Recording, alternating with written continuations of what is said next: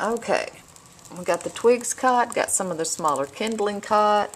It's starting to burn my one little bigger piece in there. Got some moist kindling in there, apparently one piece. I thought that was all pretty good dry stuff, but I saw some bubbling in there.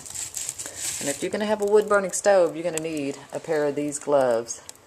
These are West somethings, but they are made for so you can put your hands into the wood burning stove and not worry about catching yourself on fire immediately. I don't know about how long I'd leave my hand in there with them, but they're good to have. West Chester, that's what these particular ones are. I don't know. Been using them. They're pretty darn good. We bought them when we bought the stove. So it's catching pretty good. Pretty soon we should have a toasty house. We don't want it real warm today because it's not real cold. Just I'm looking just to take the chill off. Usually we don't run the wood burning stove for that, but you know, we'll just let it warm up some, run a good fire, and then die out until later. Okay, Jonathan finished the initial grind, the slides before, and now I'm doing the second really fine grind. I mean, this is like powdery soft. It's beautiful, soft flour. And you'll note, because Jonathan did such a good job grinding it the first time, that it really didn't need to be much finer, just a little bit for my bread. And I can turn this thing with one hand. So it's not all that hard.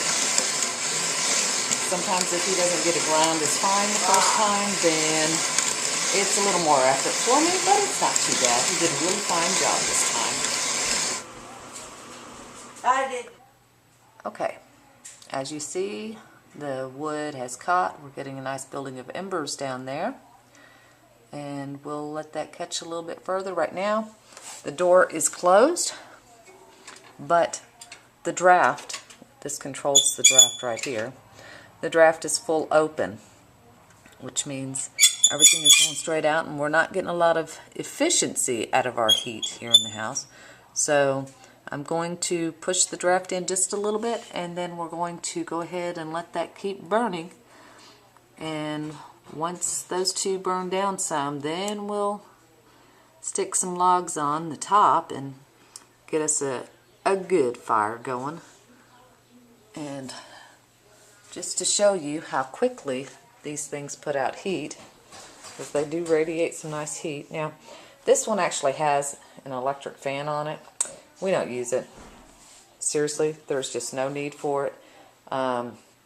You turn this thing, when this thing is running, it heats the whole house. You don't need an electric fan. Of course, this tile, having all this tile, certainly helps. So it's already gone up 1 degree in here. And believe me, it'll start climbing quickly now that I've shut that door and closed that draft down a bit. And we'll watch that temperature on the thermometer rise. It's a burn indicator. You'll see that there's actually a burn zone that is recommended. You don't want it hotter than that because it could damage your stove and cause a fire. And you don't want it cooler than that because you get creosote buildup in your chimney if you don't have a good hot fire going and you're just not burning efficiently. So you try to keep it in the burn zone. Obviously first you have to get it up to the burn zone, but sit there and watch that temperature creep up. And sometimes if I'm just doing a little fire to just, like I said, take the chill off the house, I'm not going to get into the burn zone because I'm not looking to keep a fire burning, stoked to keep the house warm. I'm just taking the chill off the house. So, but anyway, it's very important if you're going to have a wood burning stove to have a thermometer on your stove pipe. It's recommended for it to be between I think it's 11 and 18 inches up from the stove is where they recommend the placement of that. We need to get a second one because we would like to have one on the top too, because normally they say you should have one on top and on your stove pipe. We only bought one. We went to Tractor Supply and they only had the one that day. I know, surprise. And we just never went and picked up another one yet, but they're inexpensive, so We really do need to do that. It's just one of those things, keep forgetting to do it. So anyway, we'll keep watching that thermometer and the fire, and we'll see how it goes.